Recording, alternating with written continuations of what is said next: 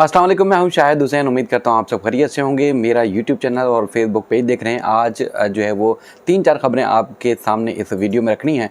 एक तो ये है कि बानी एमक्यूएम अल्ताफ़ हुसैन साहब ने पाकिस्तान में तंजीम साज़ी का बाकायदा तौर पर आगाज़ कर दिया है और किन किन रहनुमाओं को अपनी तंजीम में शामिल किया है, उनकी ज़िम्मेदारियाँ क्या होंगी, उसकी तफ़सीलात आपके सामने रखेंगे। और इसके अलावा K4 मनसूबे का एक बार फिर इफ्तिताह किया है यानी कि संग बुनियाद रखा गया है। ग़ालिबन जो कराची में रहते हैं, आप अगर ख़बरों को खंगालना शुरू करेंगे तो आपको बेशुमार चीज़ें नज़र आएँगी। यानी कि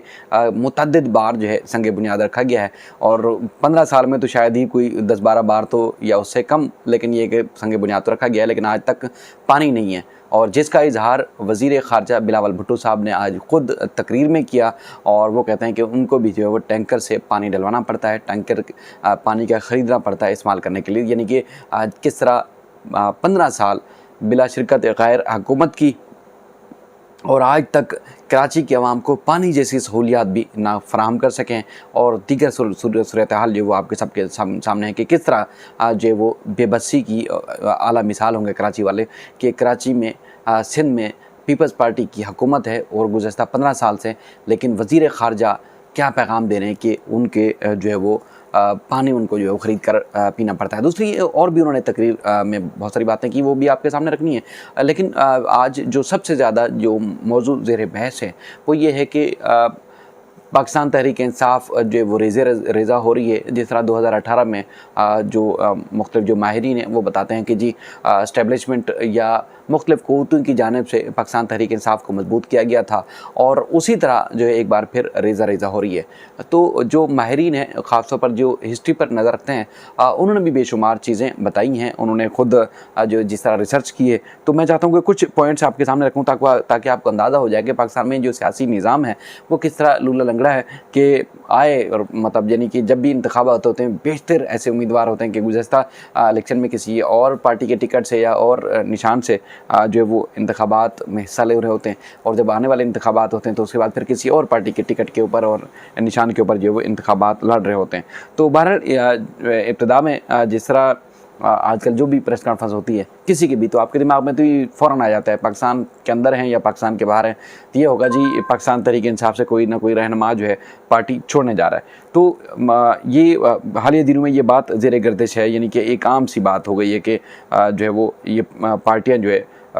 तोड़ी जा रही हैं और इस तरह की जो है वो पाकिस्तान तहरीक इंसाफ से लोग दूसरी पार्टियों में शामिल हो रहे हैं या सियासत से खामोशी इख्तियार कर रहे हैं। बहुत सारे लोग ये भी कहते हैं कि कुछ लोगों को वाकई ही मजबूर किया जा रहा होगा कि पाकिस्तान तहरीक इंसाफ को छोड़ दिया जाए और कुछ 9 मई के वाक़ये के ऊपर भी जो है वो दिल बर्दाश्त होकर भी पार्टी छोड़ रहे होंगे। यकीनी तौर पर कोई भी पाकिस्तानी ऐसा नहीं होगा, चाहे वो इमरान खान साहब भी क्यों ना हो। जो 9 मई का वाक़या है, ख़ासतौर पर कोर कमांड हाउस या जिना हाउस पर हमले का, उसकी ना सिर्फ पुरज़ोर अल्फाज में मज़म्मत करते हैं बल्कि तहकीकात करके जो है वो उन मुल्ज़मान को जो कि मुलव्वस अनासिर थे, चाहे वो सहूलतकारी में थे, मनसूबाबंदी में थे या टैकर थे, उनको जो है वो कैफ़र किरदार तक पहुँचाया जाना चाहिए। उसको हरगिज़ नहीं छोड़ना चाहिए ताकि आगे इस तरह की कोई हरकत ना कर सके। लेकिन जो सियासी जमातों की तारीख़ है उस पर अगर नज़र डालें तो क्या मैं पाकिस्तान के बाद जो ख़ुद बनाने वाली यानी कि मुल्क को बनाने वाली सियासी जमात थी मुस्लिम लीग नून, उसको भी मुस्लिम लीग जो थी उसको भी जो है वो तकसीम का सामना करना पड़ा। नवाब इफ्तिखार हुसैन शहीद सोहरावर्दी जो है उन्होंने अपनी जो पार्टी पॉलिसी थी उससे मुतमईन नहीं थे, तो उन्होंने अपनी पार्टी छोड़कर जो है अलहदा से सियासी जमातें बना ली थी। इसके अलावा माजी में और भी मिसालें दी जाती हैं जिसमें बाएबाजों की नज़रियात की हामिल जो नेशनल अवामी पार्टी थी यानी कि नैब, उन्होंने वली खान ग्रुप और भाषानी ग्रुप बना लिया, यानी कि उन्होंने अलहदा अपने ग्रुप बना लिए और वो उनका दोनों का दावा था कि वो हकीकी हैं। इसके अलावा ज़्यादा जो ज़ोर पकड़ा गया वो 77 में कि पीपल्स पार्टी की जो जमात थी पीपल्स पार्टी, उसको बताया गया है कि इस्टेब्लिशमेंट के दबाव के ऊपर जो वो तोड़ फोड़ का सामना रहा। और उसके बाद फिर सबसे ज़्यादा जो फोकस रहा है यानी कि पिछले चंद दिहाइयों की बात करें तो 1990 की दिहाई में एमक्यूएम के ख़िलाफ़ जो है ऑपरेशन किया गया और उसके ऑपरेशन के बाद फिर एमक्यूएम हकीकी और पता नहीं कौन कौन सी जो है वो ग्रुप बनाए गए। फिर 2013 के बाद जो है वो इस तरह की जो वो मज़ीद नुमायाँ जो है वो पॉलिसियाँ नज़र आती है, यानी कि 2002 में भी अगर देखा जाए तो मुस्लिम लीग काफ बनती है, उसके बाद फिर पीपल्स पार्टी के और ग्रुप जो वो सामने आते हैं, लेकिन वो कामयाब हो नहीं सके। लेकिन अब जिस तरह इमरान खान साहब खुद भी कहते हैं कि देखें जी जबरी शादियाँ तो होती थी, अब जबरी तलाक़ें हो रही हैं। लेकिन जो माहिरीन हैं अब वो कहते हैं देखें जी 2018 में भी इसी तरह पीटीआई में लोग शामिल हुए थे और अब उसी तरह जो है वो पार्टी से बाहर जा रहे हैं। तो इसमें कोई राय नहीं है कि यानी कि इब्तिदा से लेके जब से क़याम पाकिस्तान है, यानी कि जिस जमात ने पाकिस्तान को क़याम किया था, यानी पाकिस्तान जो है वो कायम हुआ था, जिस जमात की जद्दोजहद से वो खुद तकसीम हो गई थी, तो फिर दूसरी जमातें कैसे कायम रह सकती हैं। ये हमारा जो एक सियासी निज़ाम है जो एक अरसे से चलता आ रहा है। अच्छा, K4 की मनसूबे की बात करें, क्योंकि हमारा अक्सर जो है फोकस रहता है कराची के मामलात के ऊपर, तो कराची के अवाम जो है बेयार व मददगार है। आज बेबसी की एक तस्वीर बने हुए थे वज़ीर-ए-आज़म पाकिस्तान शहबाज शरीफ साहब या पीपल्स पार्टी की जो आला क़यादत है। उन्होंने जब तकरीर की 9 मई के वाक़े के हवाले से बिलावल भुट्टो साहब ने तज़किरा किया, तो उन्होंने अक्सर वो जमहूरी होते हैं या अक्सर कहते हैं कि देखें जी किसी के ख़िलाफ़ नाजायज़ या सेकुलर बनने की भी कोशिश करते हैं। एक तरफ तो आज एक बड़ी हरकत की गई कि यूरिन टेस्ट से पता लगाया गया कि इमरान खान साहब की जो है वो ज़हनी तवाज़ुन भी दुरुस्त नहीं है, और उसके बाद अल्कोहलिक और दीगर जो है वो चीज़ें भी उनके अज़्ज़ा जो है उनके जो है बॉडी में पाए गए, और उनको जो है कोई फ्रैक्चर भी नहीं था। टेस्ट किस तरह किया गया कि यूरिन के टेस्ट से उनको अंदाज़ा हुआ, और बिल्कुल एक छछोरापन की एक आला मिसाल आप कह सकते हैं कि कादिर पटेल साहब की जो तकरीर थी, जो उन्होंने प्रेस कॉन्फ्रेंस की,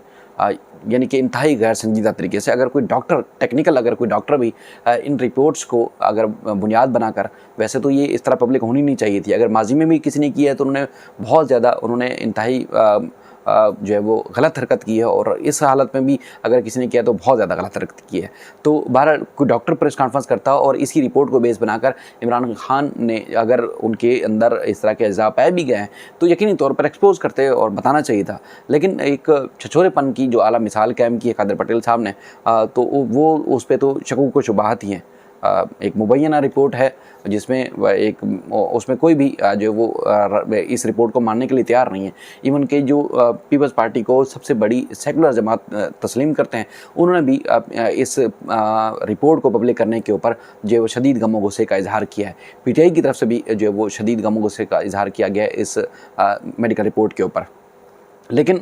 इस बात का तज़किरा करते हुए जो सबसे ज़्यादा जो फोकस था वो ये था कि बिलावल भुट्टो साहब कहते हैं जी देखें पीटीआई पे जो है पाबंदी की वो कभी भी हिमायत नहीं करेंगे, वो सबसे आखिरी आदमी होंगे जो इस पार्टी की मुखालफत कर रहे होंगे कि पीटीआई के ऊपर पाबंदी लगाई जाए। लेकिन उसके बाद फिर आज यानी कि अब तक उनका दिल नहीं भरा, जिस तरह उनकी गुफ्तगू से अंदाज़ा लगाया जा सकता है। उन्होंने प्रेस कॉन्फ्रेंस की, उन्होंने बल्कि जो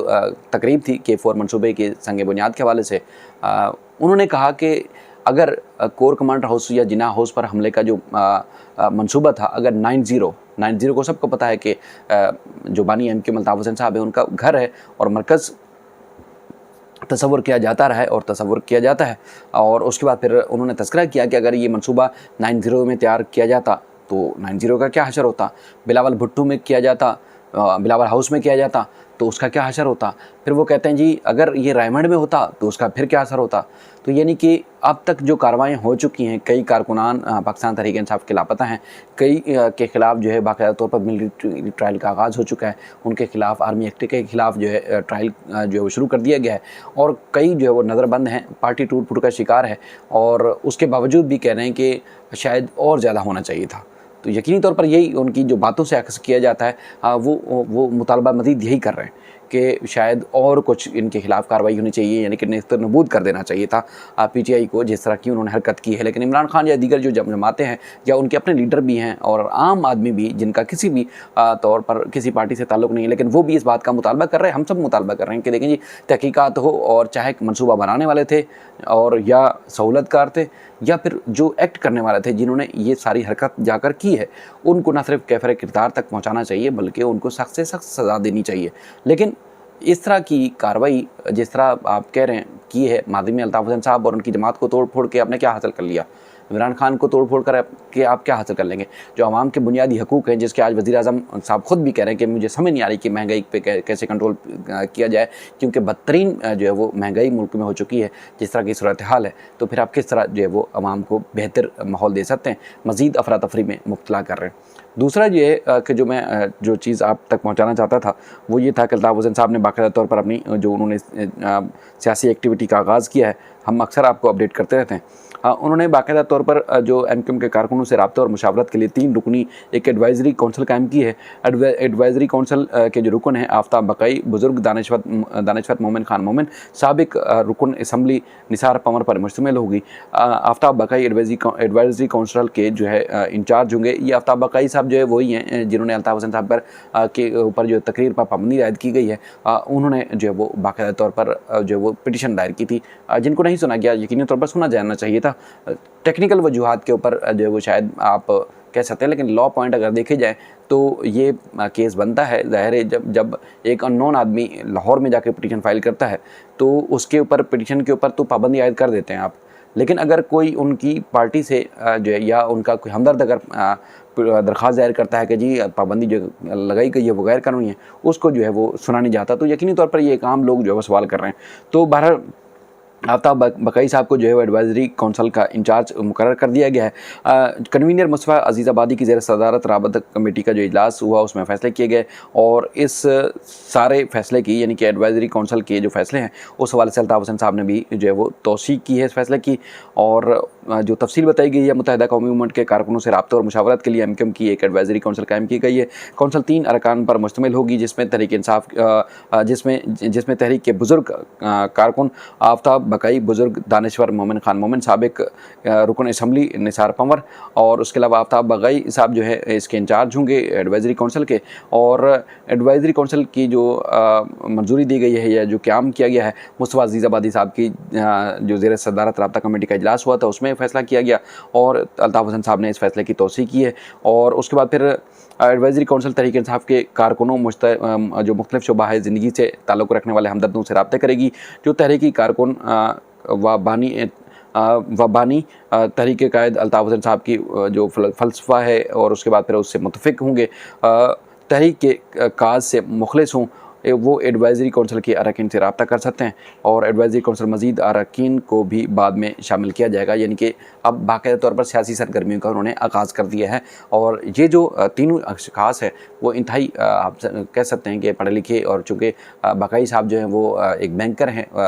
उन्होंने पूरी ज़िंदगी बाहर बैंक में गुजारी है और बताया उन्होंने। इस तरह निसार पंवर साहब जो हैं वो न सिर्फ एक सियासी सरगर्मियों में मुलविस एक्टिव रहे हैं, बल्कि वो रुकन सूबाई असम्बली और कौमी असम्बली भी रहे और बड़ा उनका नाम रहा है सियासत में। और उसके बाद फिर मोमिन खान मोमिन साहब जो हैं वो इंतहाई एक बड़े दानिशवर के तौर पर पाकिस्तान में जाने जाते हैं। इनकी जो है वो मुस्तमल जो है बाकायदा तौर पर अब कमेटी बना दी है। अब देखते हैं अब मज़ीद क्या एक्टिविटी होती है, क्योंकि हम आपको अक्सर बताते रहते हैं कि अल्ताफ़ हुसैन साहब जो है वो सियासत में एक्टिव हो रहे हैं और भरपूर तरीके से उनकी कोशिश है कि देखिए एमक्यूएम पाकिस्तान का जो भी सियासत में जो भी किरदार है वो अपना है, लेकिन इनके आपस में जिस तरह की जब से इख्तलाफात हुए हैं तो अब उनकी कोशिश ये है कि अपनी पार्टी को मज़ीद एक्टिव करके कराची में सियासी सरगर्मियों का बाकायदा तौर पर आगाज़ किया जाए। मज़ीद इस सिलसिले में जो भी अपडेट्स होंगी आपके सामने रखते रहेंगे। अपना ख्याल रखिएगा। अल्लाह हाफ़िज़।